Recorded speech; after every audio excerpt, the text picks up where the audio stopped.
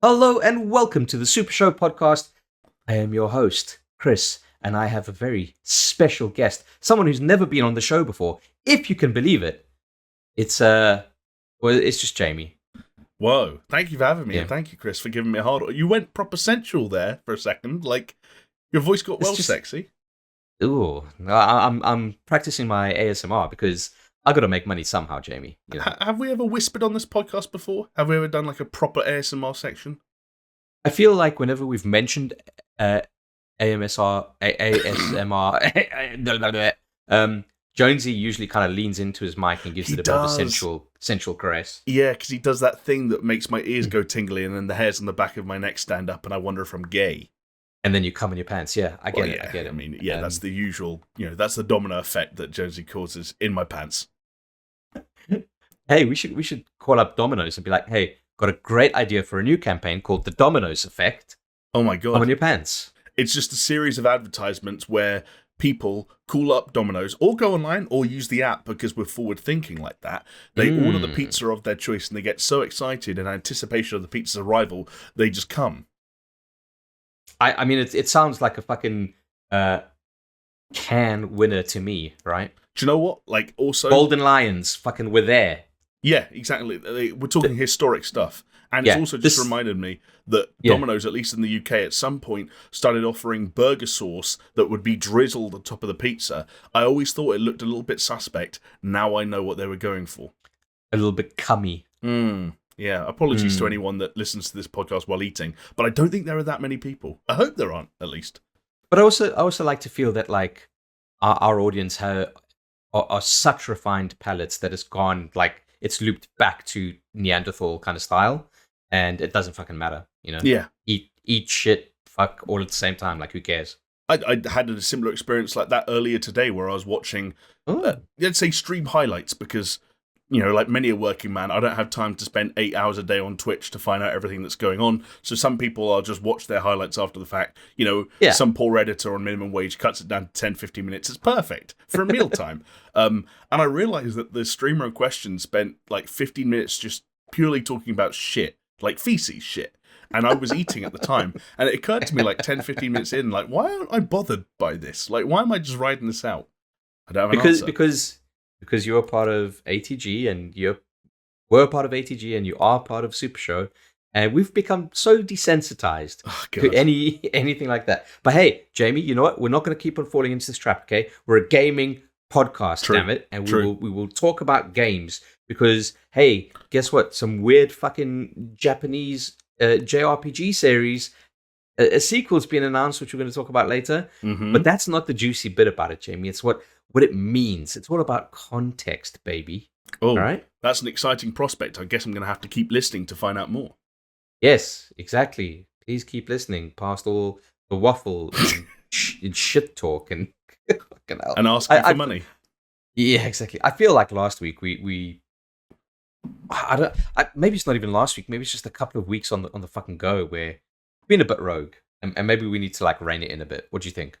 I mean, it is a thought that occurs to me, but it never occurs to me while we're recording for some reason. What will happen is pick a random night of the week, let's say like a Monday night. I'll go to sleep, and just before I'm about to fall asleep, I think to myself, "Oh God, I said something incriminating," or "Oh God, I said something that's going to get me cancelled." I have a huge, crisis and like, questioning all my morals. And I, think about texting you or Jonesy saying, we need to put the last video on private. We need to put the last. And then by the time Thursday rolls around again, here we are. And talking about ejaculate.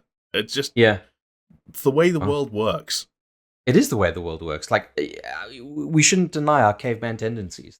We are cavemen, okay? Yeah. Praise the caveman. I think for me, what it is...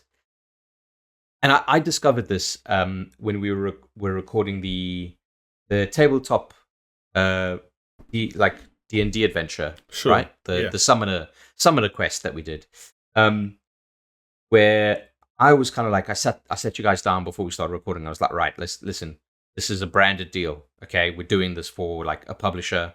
They're paying us to do it. We're going to do a good job. It's going to be quality content, like. Keep my wife's name out of your mouth kind of thing. Like, this is on board. And as soon as those cameras rolled, I went absolutely fucking rogue.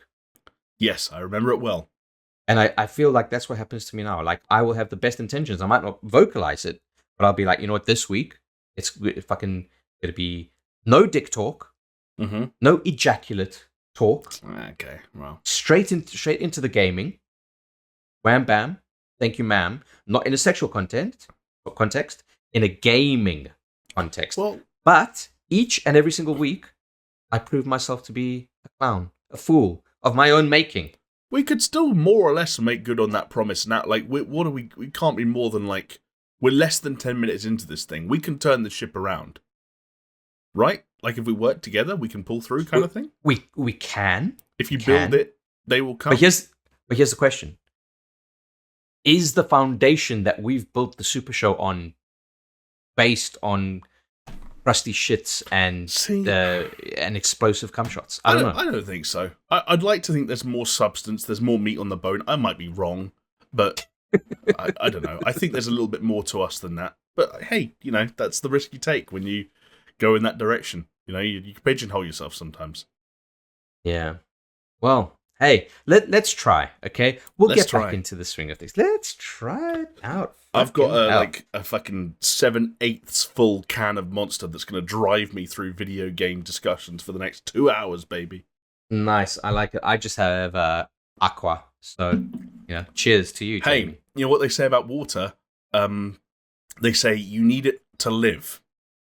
That's what I've heard anyway. Confirm or deny? I mean, I once had an argument with a high school teacher because she wouldn't let me drink water because I was spilling it all over the place like a fool. And then I argued with her. I said, the human body is comprised of 70% water. What do you fucking expect me to do? Yeah, but you should have been spilling all over the place. You were behaving like a knob. No, but hold on. Okay, because if your body is 70% water, and all of a sudden it's at 69% water, and you're drinking, and you get it up to 70%, you're going to fucking spill some water. That's not how water works. Mate, that's exactly how it works. Humans aren't like skin jugs that get full and then start like pouring over the top. It is. Have you never fucking, I don't know, dropped a toaster in your bathtub? Like, that's what happens. I've never done it. I've seen and heard of it happening, but again, I don't understand what that has to do with you spilling water in class. It's electrifying. I see. Okay, there you go. Now we've gone full circle. Anyway, talking about circle, Jamie. Yeah. It's not really a segue, and it's not really talk about circles. That's why I said yes, because I really wanted to know what the circle. Where's the circle, Chris? Tell us where the circle is. I will tell you exactly what the circle is. Okay, people are either watching this on YouTube or listening on a podcasting platform of their choice. I'm talking about Spotify, iTunes, Google Podcasts, some of all the other shit ones. But we are also available on Paisley Radio Thursdays, 10 p.m. PaisleyRadio.com, right? Mm-hmm. Repeated on Monday. Okay. That is, time is a flat circle, Jamie. Okay? Okay. And so that's now we've linked back to the circle and the segue is complete. Is that what you're getting at? That's where I'm going, yeah. Okay. Also, Segway was the brand name of a personal mobility scooter. And their wheels are circles. I get it. See, I should never doubt your podcasting expertise. You've always got something to bring to the table. I was going to go with some real basic bit shit like, a circle looks like the letter O, just like the O found in the word pod that makes up part of the @SuperShow pod handle that we're reachable at. There you go. Well, yeah, hey, you took the words out of my mouth because @SuperShow pod, YouTube, Twitter, Instagram, although we haven't posted anything for like, I don't know, fucking 2 years, whatever. Get off my back. All right? Yeah. Chill. But then every time we bring it up and talk about the fact that we don't post anything, we usually immediately post something afterwards. So I'm fully expecting something to go up there in the next week. I mean, picture of my arsehole quickly. I don't know. Like, maybe not the hole. You can get like the area around it, but just not the hole itself. I think that's frowned upon in Instagram are uptight about it. I think Twitter, you could do the whole. Cool. Bro, I've seen some shit on Twitter. Oh, yeah. Like, it might put a little blocker there where it's like, you need to say you actually want to view this stuff because it's very sensitive material, which arseholes usually are considered. But it will let you keep it there. I looked it up. We haven't posted anything since we went and had wings. Can you guess which month that was off the top of your head? This might depress you or impress you. I'm going to go ahead and say November. Oh, you thought about it. It was October, and you would have been. I was going to say October, but I was like, no, fucking. Okay, fine, It's a shame. I knew it was. I knew it was in Q4, Jamie. Yeah, well, better memory than me. I actually would have got it. I might have guessed this year for Rhino. That's how much. Again, time has felt like a flat circle for me. Shout out to the 60 people that liked the pictures from that meal. Wow, decent. Man, breaking the internet. Yeah, fucking move over, Kim Kardashian. Is she still? Yeah, fucking whatever. she's out there. She's dating that guy whose eyeballs are like big. Yeah, he's a weird dude. Listen, you are derailing me. Okay, I am on a mission from God. I'm in the missionary position right now. Okay, and we are going to be talking about games. Okay, and you know, sometimes we like to start off these things with like a small, like, gaming news tidbit before we get into some housekeeping and then the main news story. Okay, so this small little tidbit. I'm going to lean on you for a lot of it because I feel you have probably a lot more to say about it than I do at the moment. But our good old friend, the dude that keeps on giving, good old Kojima Productions, back in the news in a way, in an odd way, okay? Because a few things have happened, and some people are kind of reading into it. And for once, it's not me being the one kind of reading into it. Did you almost fall off of your chair, dude? No, I just rearranged, and then I smiled because I'm on camera. Hi, everyone. Hi. That was me rearranging. Yeah. So, essentially, Kojima Productions have left their initial headquarters, and they've relocated. Yes. And they are now in their new offices. Now, over the past couple of weeks, you know, Kojima with his fucking Instagram and Twitter posts and this, that, the other, showing off some unreleased Sony technology, like video conferencing technology that they've been using to do like motion capture across continents, I believe. Another kind of development that goes hand in hand with this is that Death Stranding is now part of the banner. This is how fucking stupid it gets, right? Yeah. Part of the banner of the PlayStation Studios, kind of like, you know, the banner image. Mm-hmm. Okay, now, which would seem to make people think that, hey, guess what? An announcement is going to come by saying that Kojima Productions is going to be bought or folded into PlayStation Studios. So for those who don't recall, Kojima's not a first-party publisher for PlayStation. Correct. He got like bankrolled, like financed by Sony. But as far as I'm aware, it was just like a contractual agreement. Like, we'll give you money, you make a game for us. Wham, bam, thank you. Mm-hmm. Obviously, there is an understanding that, hey, he's probably more aligned to PlayStation than anything else, but his game has come out on PC. But again, that's not much different to PlayStation Studios' strategy anyway. Yeah. So, Jamie, talk to me. Well, I think you kind of hit the main bullet points on the head, and what you really kind of got at, which is the heart of the issue for me, and the reason why the internet loves to latch onto these kinds of issues and these kind of discussions, is because it's one of those situations where there's, you know, we talked about the domino effect earlier. Yeah. This is like the reverse of the domino effect. It's like the domino vacuum, where the domino effect is like all these logical pieces of the puzzle that all kind of connect together. But the vacuum is the lack of information that we're left with around why certain things are happening. And that's where the internet loves to kind of fill in the gaps, often with speculation and nonsense and rumor and hearsay. So you hit the nail on the head when you talk about the banner. You like, yes, okay, Death Stranding was bankrolled by PlayStation, and I think PlayStation even owned the rights to the kind of the property that is Death Stranding. But why is a video game developed by Kojima Productions the only image on that entire banner that is representative of like an independent studio or a studio that they don't own? And it's a like very knowingly recently updated thing. They added, for example, updated images for Horizon and Gran Turismo and the MLB The Show series to the banner. There's also, of course, situations in the past where updated PlayStation banners have accidentally revealed things too early. There was the time that PlayStation Japan accidentally leaked a version of the banner that had, it wasn't Housemarque, it was Bluepoint in the banner. Oh, yeah. And of course, it was months later where Bluepoint would actually finally be revealed as an acquired studio and now part of the first party sort of group. So there's that, and then, like you said, there's also the office. Like, yes, they've moved office, but no one knows where they are, and no one knows why. Like the circumstances under which they moved and where they've moved to. Again, like very unusual. Tokyo seemed like a logical place for someone like Kojima to be. Like, why would you leave that setup? Like, why did it not? Did they outdate it? And if it's something as simple as that, like outdate it or outgrew it rather, if it is something as simple as that, why aren't they saying anything?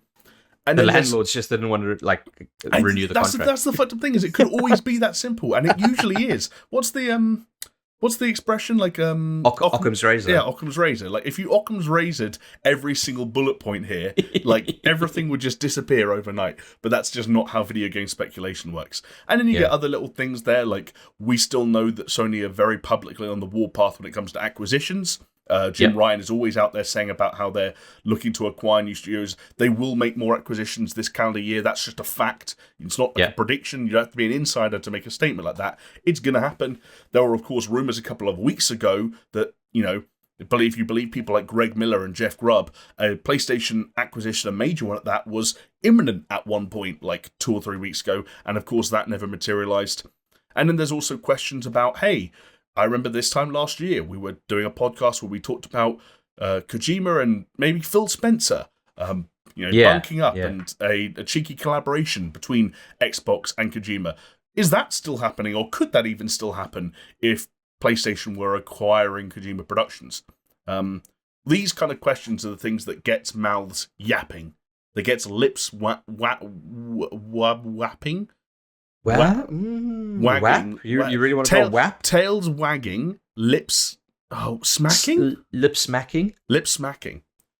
Dick all throbbing? Around the world. Well, yeah, I mean, my dick's kind of got a little bit of a pulse going on at the moment. Yeah, like... I mean, I should hope so, because otherwise your heart's not working. It's Kojima. Yeah, there's always blood pumping. That's the way the human body works. Just slightly more so, at a slightly elevated rate when Kojima's name is being thrown around. All right, well, Jamie, look, when it comes to Kojima, you know that I am very much on board and enjoy the kind of roller coaster ride around the conspiracies. Okay, now obviously, Blue Point Games and Abandoned have been in the news recently, and some people are kind of connecting tenuous dots together at this stage. Do I still believe that Hasan Karaman is Hideo Kojima? I mean, they're clearly two different people, but it's fucking Kojima. I'm still standing by it. Wow. But yeah, bold. But even with this like latest kind of thing, those links are like fucking shaky. Yes, at best. Yeah. Sorry.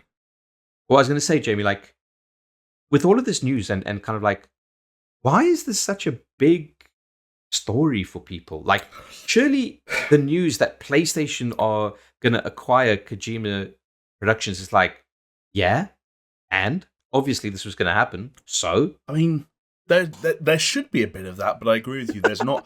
I think what we've just seen over the last couple of years online, and it's kind of grown hand in hand with the kind of the idea of the so-called video game insider and leaks and rumors and so on and so forth.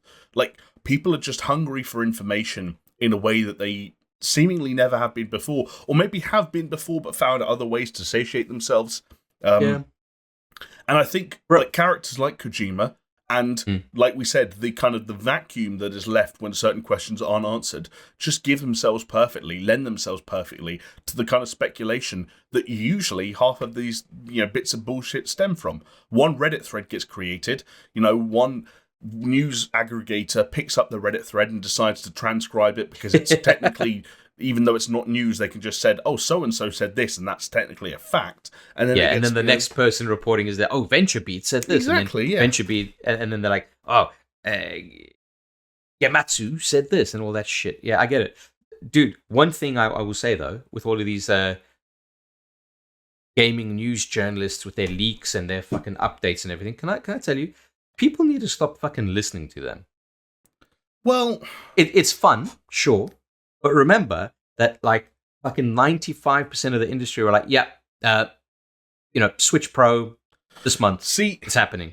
I get what you mean, and I do think that when it comes to certain insiders that, linger around on Twitter and have like a 15% hit rate, I agree. But I do think that there are figures that kind of sit on the border between insider and journalist who are worth listening to for one reason or another. Like, do you know who? Do you know who, Jamie? Who? Me.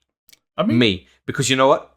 Of all the predictions that I've made, I've fucking come out tops, haven't I? I fucking predicted the Bethesda acquisition. Not the Bethesda, the... There was one. Which one was it? No, Blizzard. Blizzard, yeah, that was it. Fucking predicted it, mate. Called it. I'm the insider. I am the only person you ever need to listen to. Not just for games, for life advice. That's a legitimate cool shot. Like, I think so much of being an insider nowadays when it comes to the video game industry is just drawing logical conclusions based on like what's happened historically. Like, at least your one was like a shot in the dark that actually landed. That's kind of cool. It was pretty fucking cool. But no, I agree with you, and people got to remember that as well, right? Like, if they want to stay insiders, they're not giving up their sources, but they're also not giving you the full picture, or they're hiding it. They're being a bit shady about it. Like, I don't know. Like, hey, like, people like Jeff Grubb and Greg Miller, or whoever you want to talk about, when they're journalists like that and have a face that's a part of a YouTube channel or a website that's bigger than them, they're not going to break NDA, for example. So if they get told about something formally, they're not going to share it. They're still journalists at heart. It's where you get into the dicey game of like, oh, here's some dude on Twitter with an anime profile picture and 3,000 followers who says that Metroid Prime 4 is coming out this Christmas. And that's the leap of faith, you know? Or it's like some report that like, oh yeah, this publication from France that no one has heard of. It's like, yeah. But as we'll find out a little bit later, sometimes that stuff's kind of true. Yeah. Every now and then a leak comes good, and that's when it's exciting. Yeah. Every now and then, people out there pull a Chris from the SuperShow and they fucking get shit right. Okay? For sure. What I'm going to say. Do you want my boring take, though, on, like, just to put a bow on the Kojima thing? Do you want my boring take on all of it? Yeah. Sony or PlayStation are not acquiring Kojima Productions. Death Stranding got added to the banner to represent the fact that they own that IP and it's more recognizable than the thing it replaced, which I think was Pixel Opus and Concrete Genie. I just think they said, it's like a bigger brand, it's more recognizable. More sales. Exactly. Kojima Productions collaboration with Xbox will materialize at some point, and that isn't off the cards. And when Sony do eventually announce PlayStation, the new PlayStation studio, and their next big acquisition, a bunch of people will claim, yep, this is the one I knew about, but most of them will be lying. Yep. Much like Bungie, it will be one of those things where we go on Twitter and go, oh shit, that's just happened. Well, I think if it had to happen with Kojima, it's like, it wouldn't be an oh shit moment. It would just be like, yep. Mm-hmm. It's almost like, it's like there's a cow in a field, and all of a sudden the car goes moo, and you're like, oh, yeah, cars go moo. Yeah, but isn't that what the butterfly effect's all about? If Ashton Kutcher taught me anything, it's that every time something like a cow mooing happens, something in the video game industry changes as a result. Yeah. I mean, basically, maybe. Like, a butterfly flaps its wings and Hideo Kojima loses his hands. That's the way the video game industry works. I like it. Oh my god. A little bit of an aside, right? So, my son goes crazy for songs on repeat sometimes. He'll latch onto a song and he'll just be like, I want to listen to it over and over again. Not recently, but maybe towards the end of last year, he was really into this one song from like Lion King 2, which is like one of these like straight to VHS or DVD movies. But there's a portion of the song that takes a soundbite from that film. And the soundbite is one of the like evil lions saying, try clapping if you don't have any hands. And I just thought that was like the grimmest fucking thing to have included in like a kid's film. Are you saying that's grim because you're picturing a lion like hitting its stumps together? Or no, that like the lion is threatening whoever that they were talking to, saying, this is what I'm imagining. Okay, I don't know the fucking... Okay, our brains went to completely different places then. Okay. So my thinking was, someone was clapping, the lion didn't like it, the lion was like, essentially, oh, how are you going to clap if I fucking tear off your hands, you fingers? Okay, I don't know what this is about me, and I'm not into bestiality, but my first thought was like, turn around and let me see that booty clap kind of thing. Like clapping with no hands, you twerk and you make the booty clap. Right. Okay. So, what's the sound of one arse clapping? It's like the famous philosophy thing. Is it the famous philosophy thing? If you make an arse clap in the woods and no one's around to hear it, does it make any noise? Yeah. Have those cheeks being clapped? Exactly. Who knows? Well, you'll never know because you need a witness. True, actually. That's how. If I know anything about philosophy, nothing happens unless someone saw it. Wow. Well, Jamie, taking it back to kind of the butterfly effect, okay? Yeah. After talking about clapped cheeks, all right? Somewhere in a forest, some cheeks are getting clapped. I agree. Which, through a chain of events, leads, as all things do, all roads lead to the SuperShow. Okay. Right? Because this is a very, very strained segue. But from those clapped cheeks to in the forest to a city, to a domicile, to an internet connection, to a comment box, to comment of the week, baby. It's coming up. And yes, that was maybe the worst segue that we've ever had in this 118 episodes. I'll tell you what, Chris, I can think of a lot of words to describe that segue, but slick's not one of them. Oh, there we go. Oh, I like that one, Joey, because you've just fucking trumped me on that one. Because this comment of the week is coming in from Slick1977. Welcome back, Jonesy. Well, it's fucked already, so I mean... I love how it starts like that. Oh, dear. Shit will... Okay, let me just interject here. Shit's gonna hopefully, like, even out very, very soon, okay? I think maybe next week we're gonna have another disruption, but after that it should be plain sailing, I hope. Yeah, so, you know, and poor Jonesy. But back to the comment. Agreed that Jamie definitely thought of a good reason regarding the clones conversation. Yes, Jamie. No, Thank you. Clearing those cobwebs, getting those gears turning. Mm-hmm. It's a mind teaser, not a mind melter. Exactly. But then Slick goes on to say that would definitely make a good spin-off series of Chris making up random questions and the answers between the three of you. That is something I should like bring into the mix every time I present, right?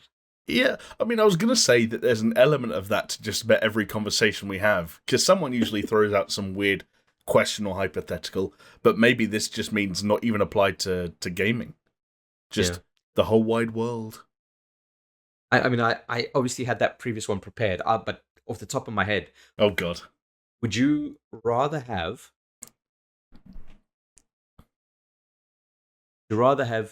feet where your hands are... Okay.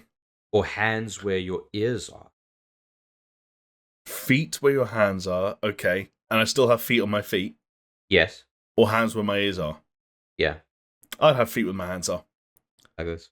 Feet where my hands are because, like, obviously it would be very difficult because actually now I need to think about all the things I use my hands for. I just don't want hands where my ears are. Like, I'd be presumably even more repulsive to everyone on planet Earth than I already am now. If I maybe you'd have the little, you know, the peacock kind of actually effect, thinking about it, I was going to go for that because the idea of not being able to play video games ever again because my hands are now feet, that's pretty distressing. The idea of video games, sure, that's what you want to do with your hands. Okay. Hey man, I could give myself like a foot job very easily if my hands were feet. Thank you very much. Hey, if you're into it. I'm not for the record, but I'd have to explore. I'd have to experiment. You know, there'd be a brave new world. I also just think that like having hands where my ears are, yes, there would be a part of me that would be disappointed to repulse everyone I ever met, and to be like that freak show. Like I can't walk down the street without being stared at. But at the same time, it's like, do you know what? People are shallow, people are superficial, let them live their lives and have their preconceived ideas about me and the quality of my hearing.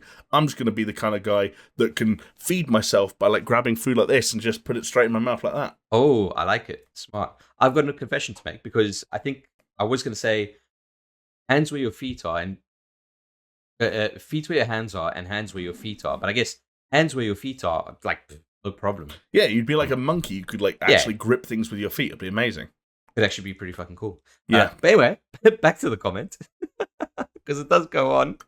A bit of advice from Stick, really. Take no notice of viewing figures. Said then done. It could be down to random stuff. For example, people having a busy week and leaving it on watch later. I do that, then I binge watch. Need some merch for you guys to promote. Maybe not cum men stuff though. Fair. But, although I think, I'd like to imagine there's a 50-50, need for it and repulsion of it. Who knows? And then just to wrap off this insane comment of the week. Also, Morbius isn't as bad as people make out. It just seems that it's cool to bust Jared Leto's balls for no legitimate reason other than Suicide Squad wasn't what they expected. And I mean, that's a fair take. I haven't watched Morbius, so I can't really say anything, can I? I have not watched Morbius either, but I agree with the take that at some point it became cooler to bust Jared Leto's balls harder than his balls deserve to be busted. Yeah, true. That dude is an Oscar winner, as we discussed literally just last week, I think. Yeah, which is fucking mad. But yeah, Slick, thank you. It was a mental comment just because there was so many facets to it. But I chose it because those are the kind of comments that I really like. Getting into, the meat of it. All right? Just kind of like, and chunk at it, If you're going to get a primetime slot and get picked for comment of the week, you want as many of your thoughts as you could possibly articulate to get crammed in there at once to, make the most of your time in the sun. Yeah. Do you think we should start like giving hints as to what we want people to kind of like comment on, like homework almost, right? Like, hey, tell us what you guys think about this thing. I think there are some weeks where like a kind of homework assignment like that can be a natural extension of the conversations we're having. But generally speaking, I like the free-form kind of nature. I want people to feel like they can write whatever they want and have an equal chance of being comment of the week. I don't want to, put people into, I don't want to label anyone. 2022, Chris, is all about dropping the labels. Oh, is it? Yeah.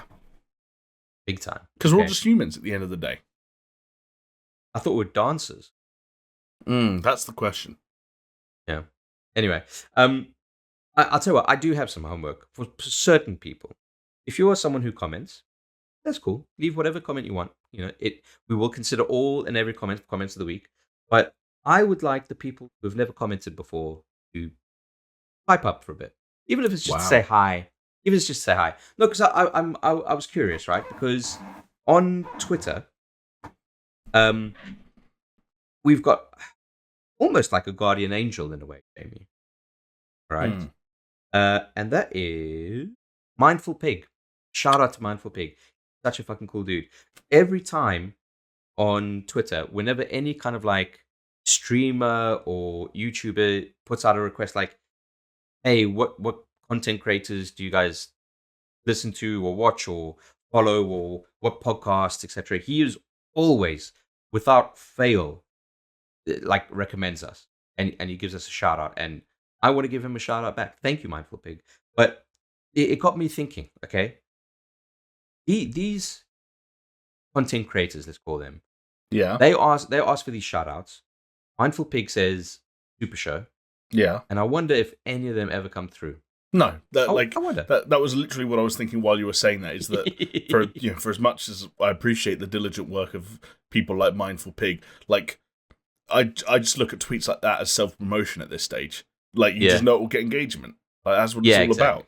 Like, and it will get engagement. But yeah, because everyone's got an opinion and everyone's got a favorite. Right? But also because it's like, it's not only is it a cry for like replies, it's a cry for replies that include people that are tagged, so that everyone's following the people that then get used in those responses also gets made aware of it, and those people get tagged in responses invariably like and retweet it because they like feeling pumped up too, and it's just like it's a fucking it's a daisy chain of just people seeing that original tweet. I don't like it.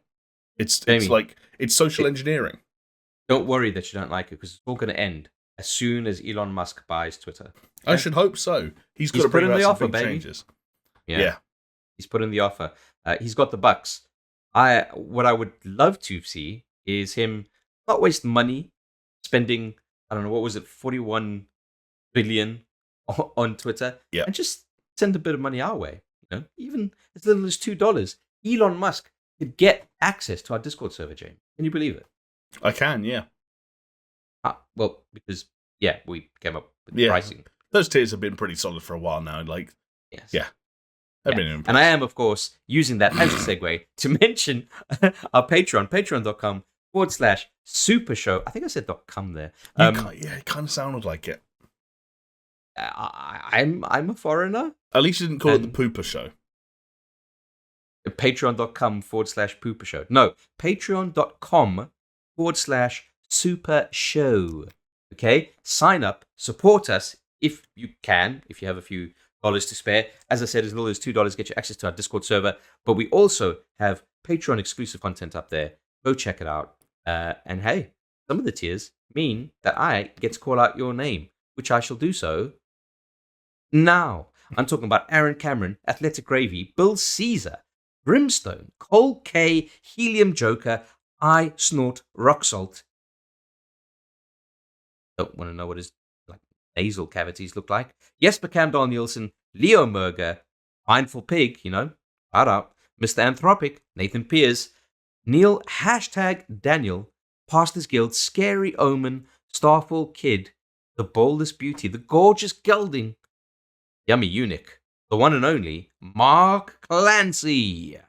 And then, Jamie, now, the big boys. I'm talking about Brett Z, a.k.a. Shellshock, Doppler, Geometric Potter, Hacksaw Book Read, Manuel Guerrero, Peaswad, and the Unaged. Everybody from the lowest tier to the highest tier, supporting us, helping us out. All I can say is thank you. It means so much to me, and it means the same to you. If not even more. It fills me with pride, Chris. It makes my belly swell with pride to see the list of patrons that have seen fit to support us on our journey. Yeah. What I really like about the Patreon list is, there's not much movement. We've got a good solid base there. Right? Yeah. And that, I think, even that means a lot more to me than, say, having... And I'm going to be serious about this. I'm being entirely honest. I'd rather have a base that comes back time and again that is less than having a higher amount of people that kind of cycle through them each week. Yeah, I could see that. Yeah, I'm being totally genuine about that, legitimately. So, I think I agree.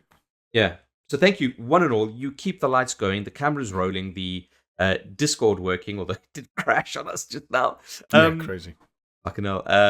And, keeps us editing in fucking crazy time frames that we do to try and get you a podcast out each week, even if it's just the two of us and not a full house. But hey, like I said, the full house, it's coming, baby. Step by step, full house, 90 sitcoms. Eventually. Yeah.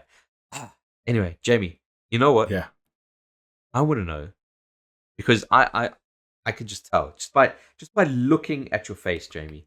I look at your face and I think to myself, this guy fucks. And not only does he fuck, he games. And I know that this week you have been doing some stellar gaming on the go, haven't you? I can't tell if you're being I think you're being sarcastic, but then I don't know if you actually know, because we haven't talked about the thing that I'm going to talk about. So yeah, I'm really struggling to read between the lines on that one. You're being very cryptic. Well, why don't you? It's a gift, okay? It's my God-given gift. God did not give me many gifts, Jamie. In fact, I'm probably in a bit of a deficit here, and yeah, even this isn't a gift. But I'm trying to convince myself that it is. All right, just roll with it. Let me have this. I need a win. I'm not going to take your gift away from you. I understand.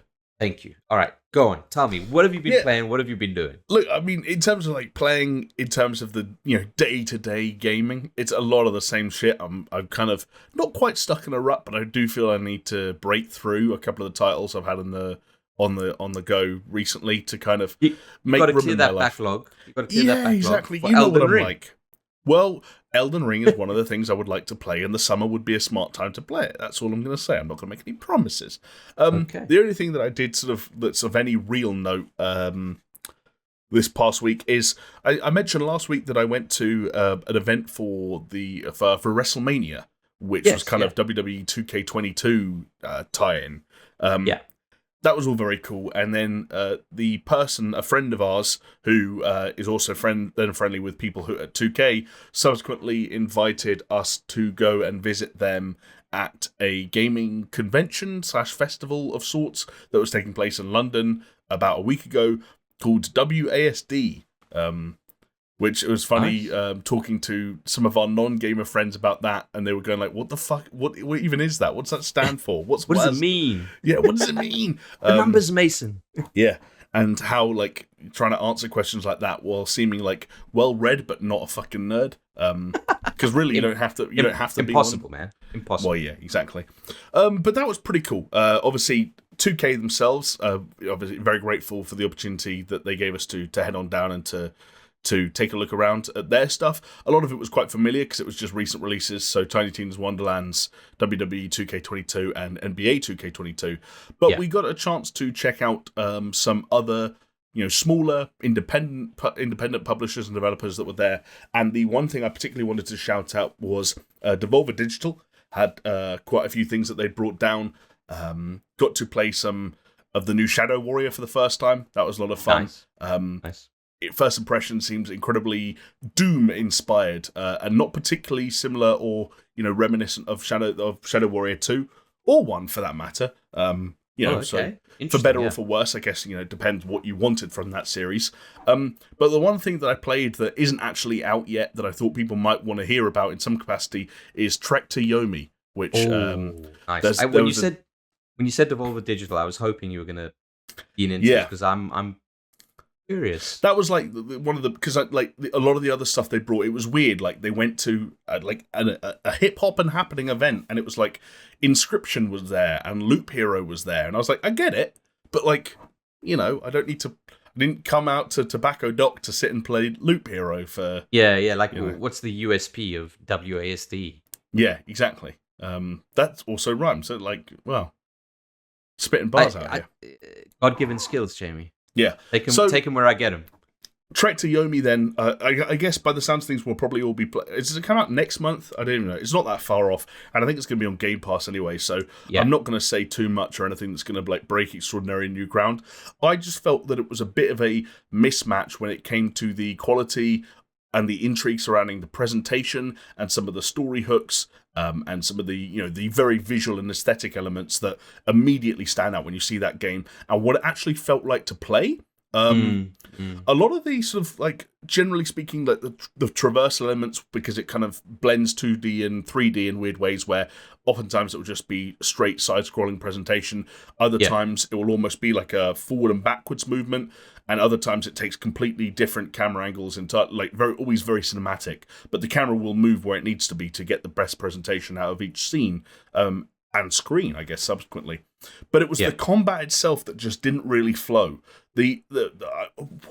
I kept thinking, I was talking to someone else who was there, who we were there with, who was also playing it, around whether or not we'd missed something, because we had one of those little printouts of the controls, where when you use the light attack multiple times in a row, there were no combos, there were no chaining of animations. It was this one sort of very, quick thrust attack that then got, that then replayed indefinitely. And it was very hard to get. It was very hard to feel like a sense of flow in the combat. And again, a big part of that could have been because the demo we played didn't really have a very clear tutorial. But in the end, it was a lot of just sort of, I'm going to walk forward until a group of enemies come out. I'm going to block or tie my blocks to parry, and then I'm going to do 2 heavy attacks because for some reason those animations did seem to chain together, and you kind of got like a downward slash, upward slash, and that would deal with most enemies in one. Not the best environment to play a game like that in. I want to say that up front. And it's more than likely, if not, extremely likely, that we just missed a few tricks given the nature of the demo we played and how it was presented to us. But did it just kind of drop you in, or did you go through tutorial? No, it dropped you in. We just had we had the controls, but otherwise we were very much thrown in at the deep end. Is it a situation of you were playing the Cuphead tutorial, didn't really understand what the Cuphead tutorial was trying to tell you to do? I mean, it's possible. I don't think it was quite as bad as that one egregious example, because while that involved a guy bouncing his head off a wall for 10 minutes straight, we were making progress and we were killing people and we were getting past groups of enemies and mini bosses, and so it felt like this thing of damn, I wish there was a clearer indicator that I was playing this game wrong, but there's actually lots of indicators that I'm playing it right and it just doesn't feel or control the way I'd like it to. But I'm going to leave a huge amount of space in my mind, and I want it to exist in everyone listening's mind, that there's, again, was some disconnect there because of the nature of the demo and how we played it, that it will be far better at full release. But compared to something like Ghost of Tsushima, where again, those animations and the different combinations of moves, like with mixing up lights and heavies and so on and parries, felt so smooth and so right. That seemed to be, at first glance, what Trek To Yomi was missing, which is sad because it goes in much harder, as we already know, on the Kurosawa sort of art style, that black and white presentation, really keen eye to detail in the cinematography. Also love the kind of the classic old school exaggerated gore effects, the kind of like the huge blood spurts. Yeah. Stuff like that is always really cool. There's lots of potential there. I just hope that I got the wrong end of the stick on the gameplay. We'll see. Well, I guess that's a good thing that's coming to Game Pass then. Yes. I feel like every time you say that, that's kind of like, a blessing and a curse. And it's like a compliment and also like a put down at the same time. But it's nice when that happens. Yeah. Although I have been missing a lot of stuff on Game Pass lately. Oh, dude. I mean, like Guardians of the Galaxy is on Game Pass and I haven't picked it up. Partly because I don't have time to play games at the moment. But also partly because when I do have time to play games, I just play Elden Ring. Yeah. Like, the new Life is Strange just came to Game Pass. Weird West, debuted on Game Pass. Oh, yeah, and that looks so cool, man. Yeah. It looks really, really cool. There's a point-and-click game, I think sort of a narrative-driven, text-heavy point-and-click game called Norco that came out at the end of March that has been getting some really interesting buzz. I really kind of wanted to play that. Even, I'm just looking now, like, I forgot Kentucky Route Zero just, like, came out, like a game I'd been meaning to play for years, and it's there now, but it's like, when am I going to commit? I don't know. Tell me about it, dude. Like, I'm looking at stuff like Guardians of the Galaxy, I'm like, I really want to play that. Even on my Steam library, like, I'm kind of thinking to myself, man, I'd like to get back onto some Risk of Rain 2. I'd like to get back into Loop Hero. I'd like to get back into... the worst one for me at the moment is got this like serious itch to get back into my playthrough of Divinity Original Sin 2. Oh wow, okay, yeah, sure. That could be cool though. It's a good game. Yeah, it is a fucking fantastic game, and I obviously want to pick up where I left off because I got a decent amount of progress on there. But I also know that's going to be a long fucking thing if I had to get into it. Yes, but also it's a big time commitment. There's been a big update to Vampire Survivors that I haven't done. I haven't played Dota in like, I don't know, 2 months maybe. See, I hear that and I think that's a good thing. I think that liberated you. It did liberate me, but the itch is starting to build because I'm still watching competitive Dota. I'm following the team I'm still watching the team matches of the team that I follow. I'm getting that itch. Like I haven't played any of the new patch, Jim. First time ever since I started playing in 2012 that has taken me this long to jump in when there's a new patch there. Yeah, it's like hard. But have you watched an 8-hour-long video breaking down every single component of the patch? No, not yet. Okay. That's the real litmus test for me. Yeah, having sat next to you in an office for as many years. Yeah, fair enough. No, but I am still kind of like delving into those YouTuber video essays. Okay, yeah. Yeah, and the one thing that I've really been getting into for some reason, I think it's because I watched one video of it, and then obviously the YouTube algorithm is just kind of like shoving it down my throat. Mm-hmm. But I'm enjoying it, Yeah. Really me. Is enthusiast keyboard construction videos. Okay, that's your YouTube rabbit hole of choice at the moment, is it? Yeah, it is. It really is. And like I have no interest, but it's one of those things that like these people are so passionate about it, and it does seem like a pretty fucking cool thing. And like there's loads of options and this, that, the other, and you just think to yourself, yeah, I should start building myself my own keyboard. And then make content around it. Yeah, and then you realize it's going to cost like, I don't know, £500. You're like, maybe I'm not going to do this. Yeah. Because if you do it, you want to do it right. You don't want to do it budget, right? Like you totally. I don't know how you feel about like hobbies, but when I get into a hobby, I was like, I want to go as maximum as I can afford, which is not like the high end, but it's like I really want to fucking go for it. Well, that's how God, what was I watching the other day that was explaining that principle of like psychology and applying it to how companies like Apple design their the models of their iPhone, for example. Yeah. And it was like this weird thing where they found that if you made if you made 2 models of something, the overwhelming majority of people pick the more expensive one.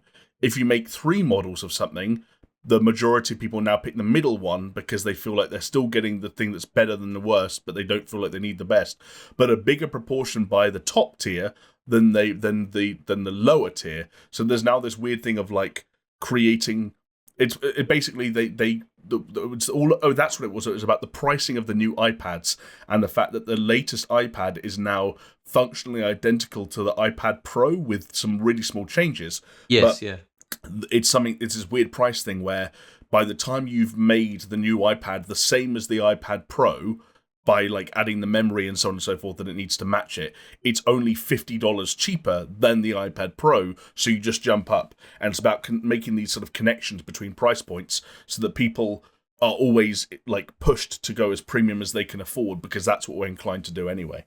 Yeah, man. Like, I totally get that. There was I don't know if you remember when Greece was going through their kind of like financial crisis, right? And they changed leadership, like they changed their. Was that as part of the pigs?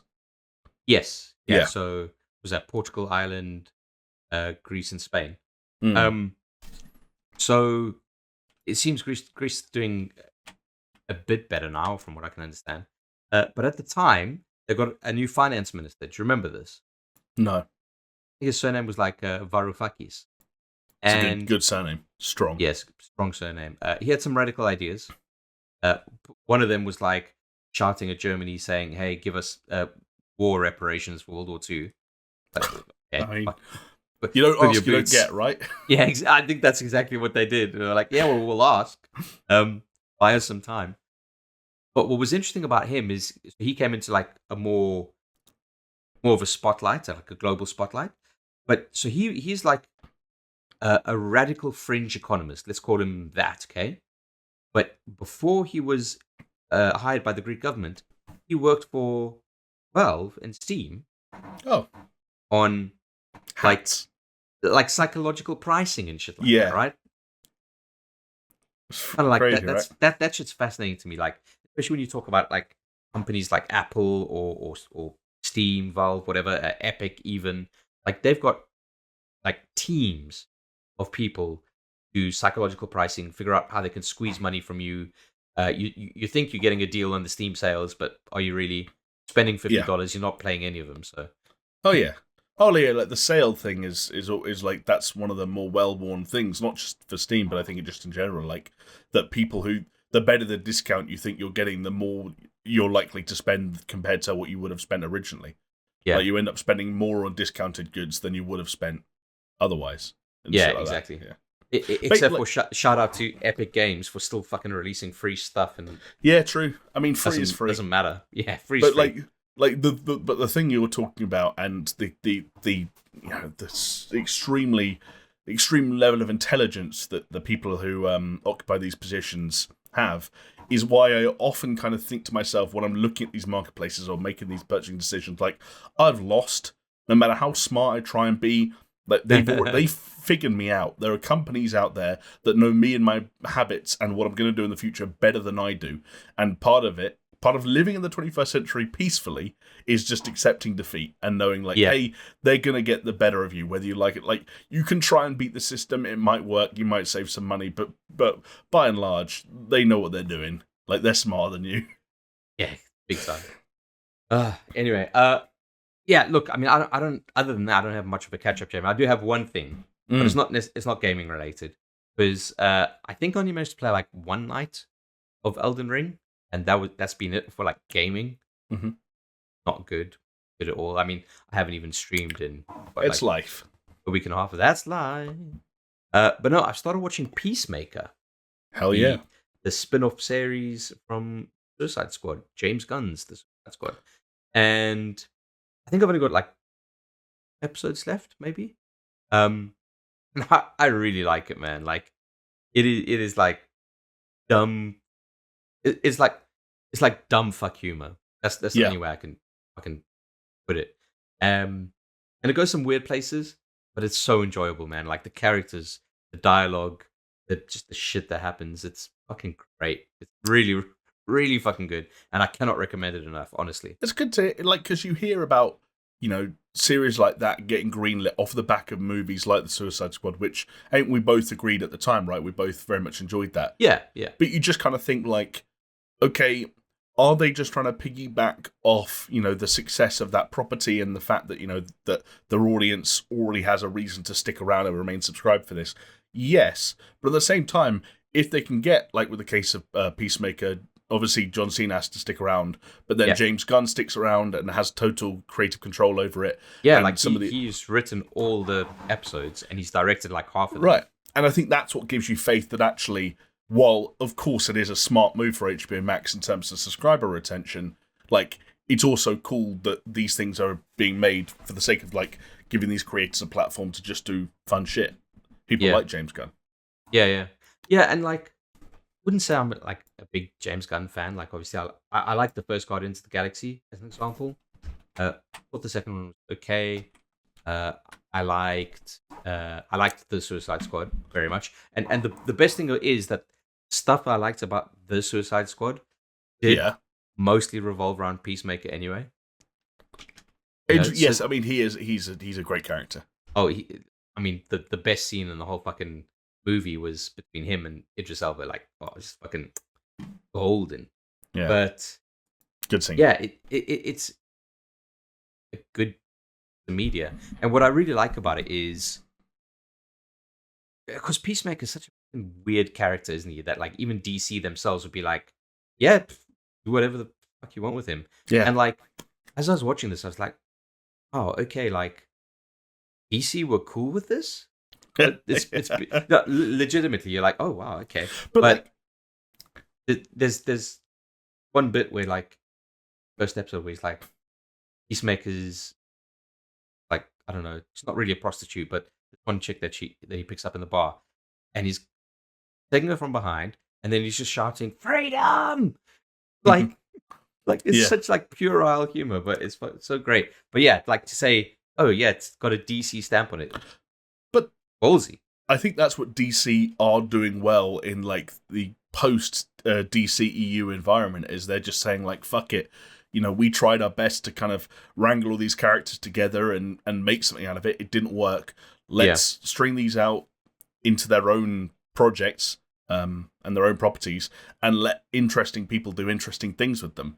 And if you've got someone like James Gunn on the line, especially if you've kind of briefly stolen him away from Marvel for a little while, like you squeeze everything you can. You get all the blood from that stone that can be drawn. Yeah, totally. And like speaking of which, who else is getting the same treatment as Peacemaker? Penguin.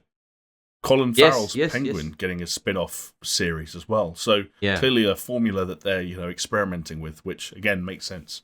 Yeah. Well, that's the thing, right? Like if you can't compete with Marvel, if your attempt at competing with Marvel fails, then try something else. But highly recommend. And you know what? I'd rather, like, having not seen any of it that's aired so far, but just based off gut reactions, I'd rather watch the Penguin series than Moon Knight. That's just where my head's at right now. Because, like, I gather Moon Knight's probably not bad, but it really fucking looks dumb. And I know that's not fair. There's probably some Marvel fans out there that are annoyed, but that's my gut reaction. Yeah, I get you. I'm the same with a lot of the Marvel kind of shows. I really like Loki though, but whatever. But yeah, and on this, I had a thought, Jamie. Yeah.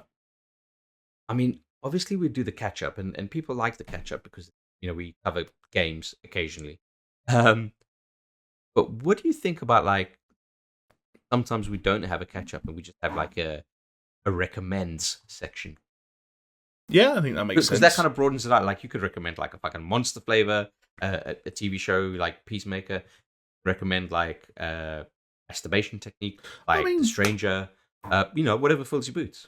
When we've spoken before, you, me, and Jonesy, off recording and off camera, I feel like I've been one of the voices that's been like the catch up. We don't need to force the catch up. Like one of the things I think I've been pretty good at for a couple of a while now, after kind of like making it a rule for myself, is I'll never talk about a game like multiple times in a row unless I feel like I've actually got something else to say. Like, because at some point, like the catch up just being a diary of like, here's what I did this week. I played some more Dying Light 2 this week. Like, what does that mean to anyone else out there? It doesn't really mean anything. So recommend it, like it's something like that could make it give it more of a pointed tip when it comes to its purpose, the value it brings to a product like this.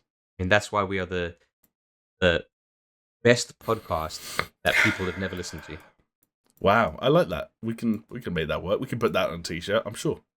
But then the people that would buy the t-shirt potentially be the people that have listened to the podcast. Therefore, it's not really accurate, is it? Yeah, but then if you put a not at the end of it, then it's like a reverse thing, and it's like it's like a triple negative, and it's true. like a Borat. Exactly. With a line break to indicate how big the pause was. And then what if you put a strike through the not, and then it's kind of like that not meant to be there? It's the best podcast you've never listened to. Not. So you have listened to it if you strike out the not. The person wearing it will have listened to it. I think. Wow. No, maybe I'm wrong though. Probably. We need another negative in there, basically. It's not the best podcast you've ever listened to, not with a strike through. And brackets, kinda. Yeah. And people wonder why we don't have merch. It's just going to be a t-shirt full of words trying to say something that doesn't actually say anything. Yeah, exactly. I like it. Jamie, talking about something that is trying to say a lot but not saying anything, one might say something that's nonsensical, right? Okay, yes. As in something that doesn't make any sense, right? Exactly. Okay. And speaking of something that doesn't make any sense, hey, fucking, guess what? Kingdom Hearts 4 has been announced. It's a thing. Can you fucking believe it? It's not going to make any sense to anyone. It'll be this convoluted mess, and it's going to be a 50-50 split between people that absolutely will fucking die on the Kingdom Hearts hill, and the other 50% are going to be like, yeah, I don't give a shit about this fucking weird stuff. I wonder which team you're on. I've never played a Kingdom Hearts game, so fuck it. Me neither, and I own one. Right. Yeah. But yeah, so look, a couple of days ago, there was the Kingdom Hearts 20th anniversary, I don't know, stream, event, whatever you want to fucking call it, where they showed off like their plans for the 20th anniversary. A few things. There was some weird fucking mobile game called like Kingdom Hearts Missing Link or some shit. I mean, I wasn't really paying much fucking attention. Like, fair enough. I very much surface skimmed this. But yes, Kingdom Hearts 4 was announced, which I guess was kind of like a decent surprise for a lot of people, whether you're like interested in the series or not, because the time between Kingdom Hearts 2 and Kingdom Hearts 3 was absolutely fucking mental. I think that's why this caught me off guard. Like, yeah, it caught me off guard as well. Yeah. I don't know. And obviously it's going for, if anyone's kind of watched the footage, it's a lot less of a cartoony aesthetic and more of kind of like, I don't know any other way to say it other than like AAA 2022 Square Enix. Right? I mean, yeah, sure. That works. Like, kind of. Realistic faces, but they're still very much like anime. But nah, with the fucking Kingdom Hearts setting. I will say one thing. They were fighting this big, like, black shadowy monster in Japan, like Japan City. Mm-hmm. And like, yeah, it just kind of felt like a bit of a cop-out. Like, oh, you've made this big thing that they're fighting that's wrecking the city all around. Yes. And it's just black and doesn't have much texture to it. That's a fucking cop-out. Yeah, but isn't that all what Kingdom Hearts enemies always are? They were like weird sort of like shadowy blobs. Still, like, maybe because it was the limitation of PS2 at the time, but are we there now? Really? Yeah, I know what you mean. They could have done something a little bit more interesting. I just thought the whole thing, like, from the aesthetic to like the character designs, like, again, I wasn't super familiar enough with, Kingdom Hearts 3 and backwards to know what like Sora looked like perfectly in my mind, but I had an idea, and I looked at this new version. I was like, something just looked weird and off about it all. And like you mentioned, that sort of slightly more realistic sort of look that's being brought into it just didn't blend well for me. And there were still elements of like that design and the size of the hands and the feet and the faces and stuff like that. It was just like, this is just a weird mishmash of looks that like I hope is very early, because it just doesn't. It also, like, I liked the thing I did like about Kingdom Hearts 3, and there wasn't much, was the kind of the pop and the color and the vibrance of some of those sequences, largely because they were set in Disney environments. But yeah, I don't know. It was a weird trailer in a number of different ways. Yes, indeed. And part of the graphical fidelity of it, I guess, is because it's been upgraded to Unreal Engine 5. That's what they're using. And effectively in the trailer, like, Sora wakes up in a room that's going to be... It's like a room in a high-rise block, which you would imagine people live in Japan, Tokyo, wherever. And that's going to be your base, or, for lack of a better word, your belfry. Oh, yeah, great, thank you. Yeah, exactly. But you're right. It was... apparently it's Shibuya. Okay, fine. Shibuya. And it's not related to The World Ends With You, Shibuya. Chibi boo boo boo. It's late, all right? I'm tired. Leave me alone. But yeah, just kind of like being set in the actual world instead of these fantastical settings, which it will be, but that's not necessarily what they showed off. Yeah. I just got kind of like a feeling of like OKV. Oh, right, weird.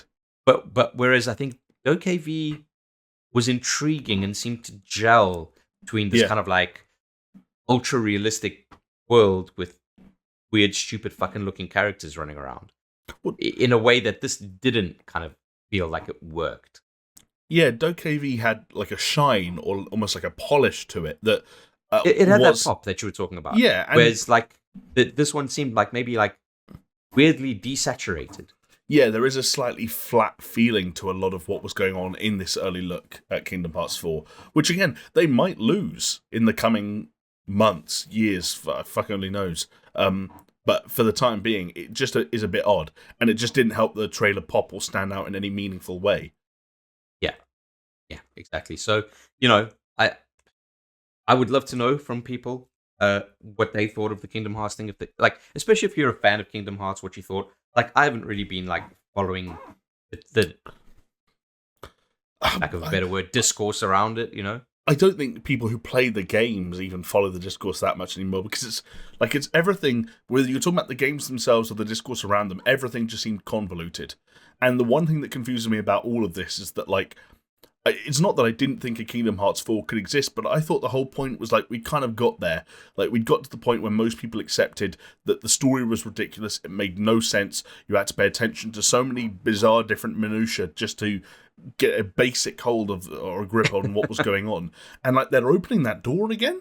I thought there was something definitive about Kingdom Hearts 3 in its timing and the way it was presented, and I guess I completely misinterpreted that. It's bizarre. You never opened the game, Jamie, so how would you know?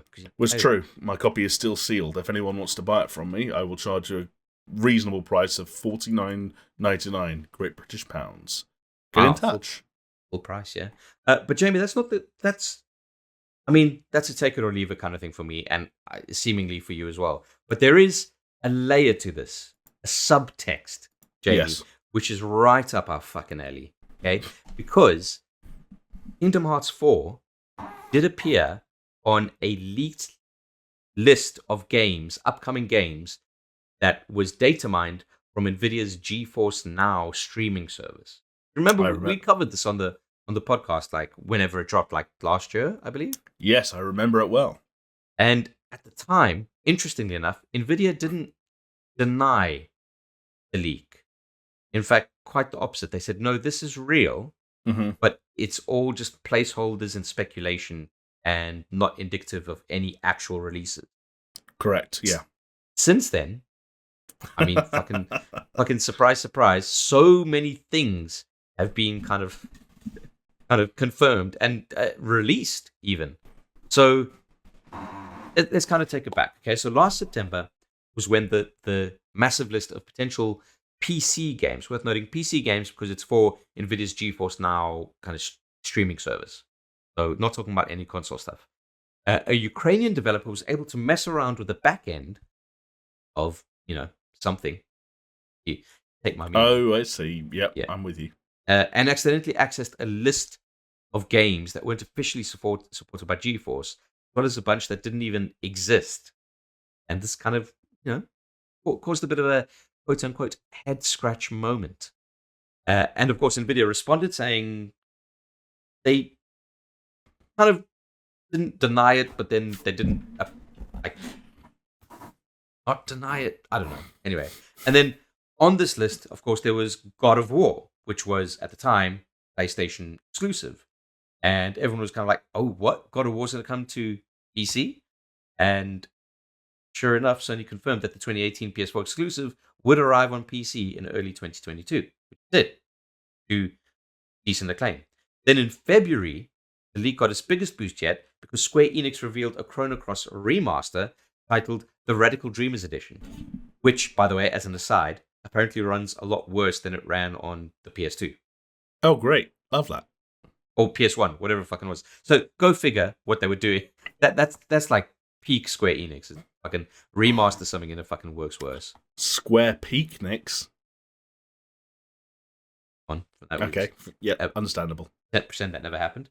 Fans have been, obviously, and us as well, we've been reevaluating the list now with yet another game that has been confirmed in Kingdom Hearts 4. So obviously there's talk of a Final Fantasy Tactics remaster and a Tactics Ogre remaster. And we know that Tactics Ogre Reborn was seemingly trademarked in Japan. So, like, if that's a thing, that's adding more fuel to the fire, Jamie. You see what I'm getting here? We are emulating ourselves, okay? Immolating. A number of sequels listed in the leak have also since been confirmed. We're talking about Crysis 4, which was confirmed in January. Capcom teased Street Fighter 6 in February. And obviously Square Enix announced Kingdom Hearts 4. The leak also contained an entry, just, putting it out there, for an untitled Respawn game. And earlier this year, we know that Respawn confirmed it was working on 3 games. One of them being Star Wars Jedi Fallen Order 2, which we're probably going to learn about like next month. Yes, we will, I'm sure. The leaked listings also mentioned a few, project code names, as it were, from several companies, including Ubisoft and Microsoft. So while Nvidia tried to kind of shrug off the leak, Ubisoft was busy sending DMCA takedowns to have the listings removed. Obviously, that's like fucking trade secret, right? But Kotaku reported last week that one of the things on the list, Project Over, also contained in the leak, is the next mainline game in the Ghost Recon series. So, there's might not be fire, Jamie, but there's smoke, and where there's smoke, there's fire. Yeah? You get what I'm saying? How many more analogies do you have on the kind of no smoke without fire kind of line of thinking? I'm trying to squeeze out as many as possible. Okay. I hope we've got room for a few more. But some other things that haven't happened as of yet is, but they also kind of seem likely at this point, just a matter of time. But Returnal and Horizon Forbidden West coming to PC. Yeah, I could see those both happening. Yeah, I mean that just kind of seems like a PlayStation Studios strategy at this point. Exactly. But there are more out there entries. Okay, we're talking about a Half-Life 2 remaster. Which not impossible. But I wonder if that's like just the update that they had to Half-Life 2 when the Steam Deck came out. Oh, see, that's the thing with everything in this leak, right? Is someone at some point typed it into a database and called it what they called it, but who knows what it was referring to? Yeah. There are some examples of them getting the naming perfect on unannounced titles. There's other situations where, there's wiggle room in terms of what they're actually referring to. Yeah, questionable. Well, one of the things that you would imagine would be pretty fucking straightforward if you knew about it was Titanfall 3. Right? Like fucking a new mainline Titanfall thing, which kind of seems inevitable, but Respawn has repeatedly said while they are planning to do it, it's not happening now. They could be keeping it close to their chest. Who the fuck knows? Some other notable entries, Jamie. You ready for this? I'm ready. Hit me. I'm gonna. I'll tell you what. I'll quickfire them. Yeah. And you tell me 2 things: how excited you are, or not, or whether you think they're likely. In words or numbers? How you decide, buddy. Okay. I'm just going to shout names at you, all right? And you Sure, do the rest. Let's do it. Jesus, take the wheel. Helldivers 2. Not particularly excited, but seems plausible. Yes. Demon Souls Remake, obviously being on the PC. Not for me, but now that Sony own Bluepoint outright, possible. Yes, okay. Gears 6. Inevitable at some point. Yes, agree. Final Fantasy 9 Remake. Not in the same way that 7 was remade, but something, sure. Yeah, okay. Resident Evil 4 Remake has been massively rumored. Yep, that seems like a no-brainer at this point. Yeah, I'd agree with that, like an inevitability. Dragon's Dogma 2. That's an interesting. This has got to be one of those no smoke without fire situations. It's just, I mean, it's been a long time since Dragon's Dogma, but you hear that Dragon's Dogma 2 being thrown around so much that I think something happens at some point. I just don't know when. Or what, even. Jamie, if the stove is on and the pot is boiling, pasta's ready to go in, baby. I like that, okay. I've never heard that before. Is that a CJ original? Yeah, literally off the top of my dome right now. Perfect. Monster Hunter 6. I don't know what the fucking name. Yeah, like the Monster Hunter lineage. The Monster Hunter lineage is weird when it comes to numbers. Is there going to be more Monster Hunter? Yes, there's going to be shitloads more Monster Hunter in the coming years. All right, this is a cool one. BioShock RTX remaster. I mean, it's a weirdly specific thing. Although there are a few other examples of this that have come up on the list. I don't know why. It's possible. But then there's also weird things like BioShock was technically already remastered once for the PlayStation 4 and the Xbox One as part of the trilogy they re-released.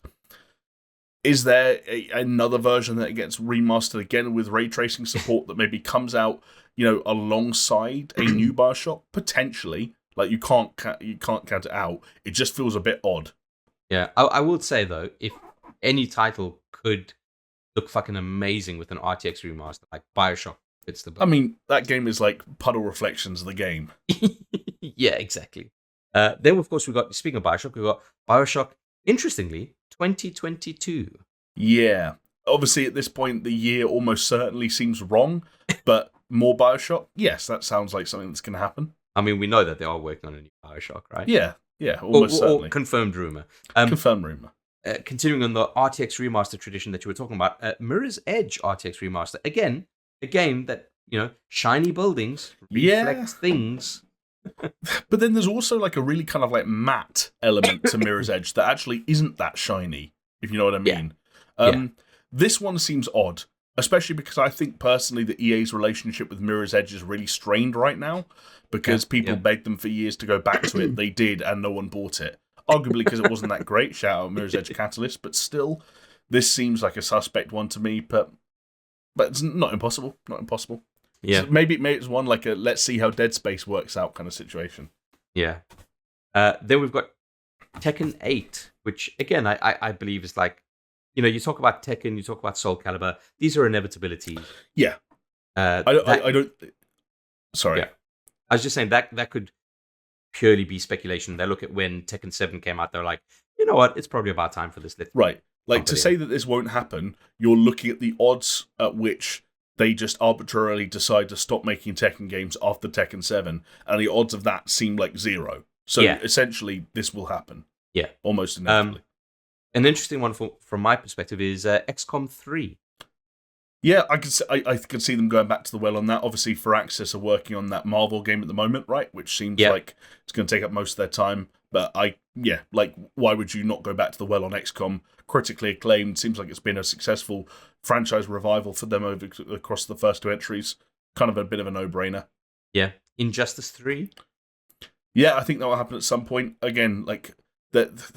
I don't know what NetherRealm are working on now. There's been all kinds of rumors about whether or not Injustice has been knocked on by the weird situation with the DC licenses and everything that was going on with Warner. But NetherRealm are not going to stop making games. NetherRealm are not going to stop making fighting games. And for as long as they're in that market, there are two franchises they can probably add to. And I think they will add to both. Yeah. That, of course, being Mortal Kombat 12, where there was a bit of a tease, whether it was a troll tease or not. That did happen this year. Metal Gear Solid 2 and 3 HD, which is I mean, weird. Yeah, Frank. Weird because, again, like, the naming here has been consistent across the board. Like, what does an HD version of these games even mean in today's standards? Yeah, like, but also, like, HD, like, no, bro, 4K. Yeah. Well, yeah, literally, exactly. And then you're like, well, again, are these ports of, like, the weird versions that got done up for the 360?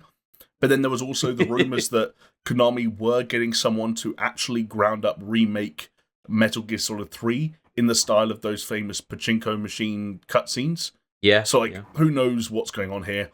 All I know is that whether Kojima's involved or not, and whether Konami are making stuff or not, like, Metal Gear Solid is not a series that's going to be allowed to die outright in the next decade. Stuff will happen.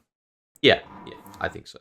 And then maybe one of the biggest no-brainers is Call of Duty Modern Warfare 3 Remastered. I mean, It's a trilogy. They've done the first two. Of course, they're going to do the third.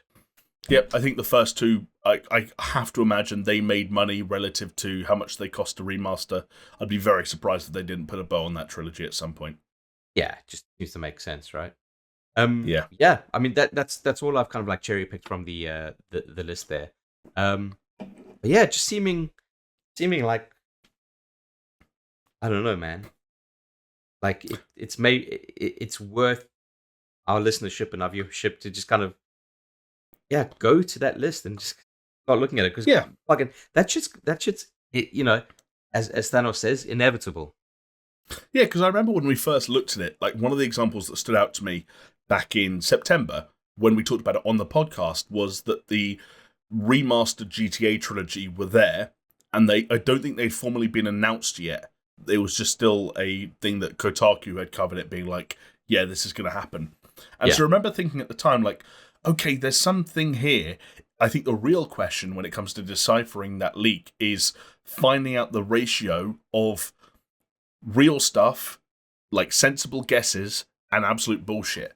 And I think what we're learning here over the last handful of months is that the proportion of that list that is real is greater than I'm sure Nvidia were comfortable with at the time. But then why not just fucking deny it? Instead of saying, oh yeah, it's a thing, but it's not. I think they probably were worried about the nature of the leak and how it came about, that they can't deny it. And then it's one of those Streisand effect things where, if, like, Nvidia were like, oh yeah, this isn't real at all, and someone was like, this is 100% real, and here's the proof. Then Nvidia were like, well, who or what are you covering up? Which you mentioned that earlier when there was that weird situation where Nvidia were like, oh, nothing on this list is actually super real, it's all speculation, while Ubisoft were like, hey, here's a DMCA. So there was already weird shit going on. You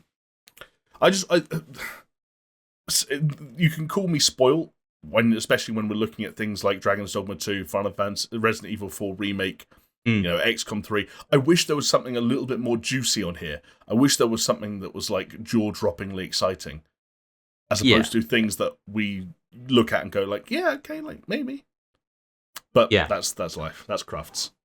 That's crafts. I guess it also depends, like, what you want or what you're into. Like, I know for a lot of people, the idea of a Final Fantasy IX remake is like fucking top tier, right? Like, if you're part of the FGC fighting game community, then you're fucking drooling, because it's like, next Street Fighter 6, or Tekken 8, Injustice 3, Mortal Kombat 12, like, you fucking laughing either which way. This is where we get to the point where it's like, we go back to the conversation we had earlier in the podcast about how much of being an insider is just about being sensible. Because, Chris, if I rolled the clocks back an entire year and sat you down and said, will there be another Tekken? Will there be another Street Fighter? Will there be another Mortal Kombat? Will there be another Injustice? And then if we went off this list and I said to you, will there be another Soul Calibur? And will there be another King of Fighters, or will there be another fucking Guilty Gear? Like, you'd probably say yes to all of them, and I think over the passage of time you'd be right. Like, it's just about logic in most cases. Yeah, 100% agree. Which is why I think, and again, I'm going to contradict myself here, I'm always saying I'm the one bummed out when games are announced in tweets. But that, like, because I'm like, oh, that could have been a big E3 pop moment. But it's also like there's also an internal conflict for me there where I'm like, yeah, it could have been a big E3 pop moment, but it's also inevitable. Like, you look at Gears 6 right now. If they tweeted tomorrow, like, Gears 6 development is underway, come and work for us, I'd probably complain about it. Yeah. But if Gears 6 had debuted as a trailer at E3, I wouldn't have gone, oh my god, they're making another Gears of War. Who'd have thunk? So it's a very weird situation, I guess. Yeah. I guess maybe it would be a lot more impactful if, say, like, God of War, right? Yeah. God of War 2018, before, like, when they revealed it, and we didn't know that a God of War was coming. If a leak like this came out and it was like, new God of War, you'd be like, what?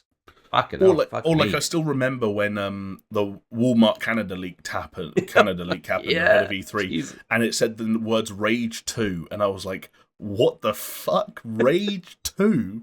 Like, they can't make another Rage? And of course they did. There's nothing on here that's quite like that. Yeah. A big kind of thing, and it's kind of like, it's interesting to see what's going to come out where. It's almost like plotting a calendar, isn't it? Yeah. Well, I'm sure there's going to be lots of updates, Jamie. But you know what else is going to have an update? Tell me. Battlefield 2042, obviously, because its player count continues to drop. And the devs have said that they've got a big update planned with quote-unquote 400 plus improvements to the game. Yeah. Now, I hate to be that guy. Mm-hmm. And I this is not a hot take, because loads of people have this take, but why? And I think the last time that this happened, it was Cyberpunk, when they were like, oh yeah, here's... It wasn't Cyberpunk. It was Marvel Avengers, where they released a massive patch, and they were like, yeah, on this patch, we are addressing over 1,000 issues. And my take at the time was like, if you are releasing a patch that addresses 1,000 different issues, even if they're small things, why did you fucking release the game when you released it? Yeah. I mean, that is the question, right? And regrettably, I think the answer is a kind of rather twisted, evil, like, pretty... It's not unpleasant, I guess, ultimately answer, which is it's all about money. It's all about hitting your target dates. It's all about being on the market at the right time for the right audience, the right season, like, it's about, these studios, or the people that, write the checks and the suits at the top, they don't want video game development to go on indefinitely. It's kind of this thing of there's always a carrot dangling. They have to call quits at some point, and it's about looking at that balance sheet of being like, yes, this game is broken, but is it broken enough to tank our sales? Yes or no? No? Yeah. Well, okay, then let's go for it. The thing that's happening is increasingly they're getting it wrong. And you mentioned Cyberpunk, you mentioned Battlefield. I think Avengers' problem was more with the quality of the product itself in terms of as a game. But I think they're both now high-profile examples of times where they really misjudged the extent to which they could put a broken game on the market and get away with it. Yeah. Even though it's EA, and you think they should have known better because they do it time and time again. Almost like a cycle. Almost like a flat circle, Jamie. Yeah. Although, there's one thing, I don't know if you're going to mention it, but there's one statistic here that actually, it looks bad for Battlefield 2042, but it's exactly the reason why EA think they can put a game like Battlefield 2042 on the market. Yeah. And that's Battlefield 5's player count. Yeah, exactly. So, Battlefield 2042's player count is significantly lower than Battlefield 5. So Battlefield 5 has an average concurrent viewer player count of, around 11,500. And we're looking at the same period on Steam, at least. Battlefield 2042 dropped below 1,000. Yeah, that's like as of Monday, fast. That's fucking damning, dude. It's horrible. It's really damning. We know, Peaswad, for instance, he's fucking. I think he's top 20 healer, overall healer in Battlefield 5 in the US. Fucking big shout out to Peaswad. That's fucking great accomplishment. But at the same time, you got someone who's so fucking obsessed with Battlefield. A new one coming out should be like, yeah, fucking no-brainer. I'm jumping in on that. And he's jumped back to Battlefield 5 because that's the fucking solid game experience, right? Yep. But I think, and like, don't get me wrong, Battlefield 2042 might not recover the full way, and it's not going to work out quite as as peacefully or profitably as EA might have envisioned. But what it is another reminder of is that the games and well-received games in certain franchises like can have incredibly long tails. And what EA will look at is that, like, hey, that's a reminder that Battlefield 2042 is still going to be relevant in 4 years' time, especially if another Battlefield game doesn't come out between now and then. And the work that we do now, the reason we make 400 improvements in one big patch is because if we can change the conversation, by, I don't even know if there needs to be an arbitrary date put in place, but if we can change the conversation quickly enough, then we can claw back enough of the people who fell off and claw in enough of a new audience of people who respect the work we're doing, because again, for some reason, whether it's Rainbow Six Siege or No Man's Sky, it's one of the more positive things about video game communities. Battlefield 2? Sure, like one of the more positive things about, like, for as pessimistic and negative as gamers can be, we do tend to celebrate,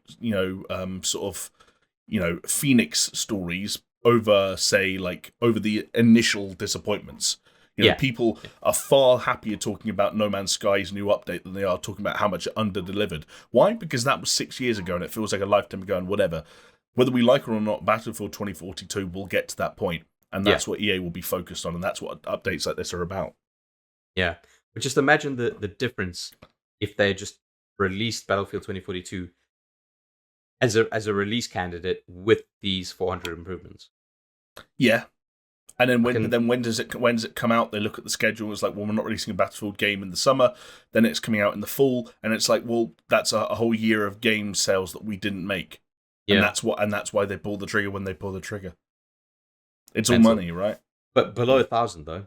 But then again, that's shocking. That's really bad. You need a few whales in that 1,000, and that's all that matters. But like you say, it's shocking. But you know what I read today? What did you read? Fucking many words, Jamie. Concurrent players on Babylon's Fall. Oh my god! Right? Yeah. Are currently hovering under the hundreds. Fucking and hell. At one point, there was one day when there was like single digits. I mean, Babylon's Fall is a disastrously bad video game. Like, doesn't matter about bugs or glitches. Babylon's Fall is a misjudged, botched video game. Yeah. And that's still paying the man, price. like what a waste of platinum. What a waste of platinum. Big time. That's frustrating, but yeah. Very frustrating. Anyway, Battlefield 2042's update 4.0 is coming out next week. So, let's see if it kind of turns the tides, because you'd love to see if it does. At the same time, you do also love a little bit of a dumpster fire. So, everybody wins. As podcasters, we get to talk about it either way. So, like, it's win-win. It's just fuel for the fire, baby. Like I said, smoke, fire, spaghetti. Okay? Easy. Put it in the pot. Macaroni in the pot. That's a wet-ass update. Exactly. If you want the wheels to turn, put petrol in the fuel tank. Not too much, though, because it's fucking expensive. It puts the petrol in the tank, or else it gets the hose again. Exactly, Jamie. And Jamie, with that, that's fucking the end of this disastrous podcast. Disaster cast. We made it. Ooh, I like it. Maybe we start a new niche. Trainwreck disaster cast. Nice. But yeah, that's it. Do you have a code word for us? Do you have any thoughts, any ideas? I mean, I'm trying. Let me think. There's one thing that came to mind immediately, but I worry if I suggest it as a code word, it kind of looks like a weird form of self-promotion, and we're just trying to like beg for money. But for some reason, I really like the idea of patreon.com/pooper show. Yeah, fair enough. But then people can't put links and comments because everything will look like spam. Like, those comments we get already. No, you're right. You're right. That can't be it. That can't be it. There's been loads of spam fucking messages coming, not just on our channels. I obviously report them, but on YouTube as a whole, it seems like a bit of a I see it as a sign of success. Like if bots and spammers like are targeting us, we're doing something right. Yeah, fucking primo. But yeah, that's all we got time for this week. Next week, hopefully there'll be a return of Jamie. But I don't think that I'm going to be able to be on the show next week. But hopefully, here. Jonesy will be here. Yeah, the Rock, Jamie the Rock, will be here. But yeah, hopefully after that things will fucking settle the fuck down and we can get back to business as usual. Which means talking about games and not talking about games in a weekly podcast format of your choice. There we go. Thank you so much for listening. If you're listening on a podcast platform of your choice, or watching, if you're watching on YouTube, or hey, if you're kind of like taking it easy on paisleyradio.com. And we see you next week. See ya. Bye.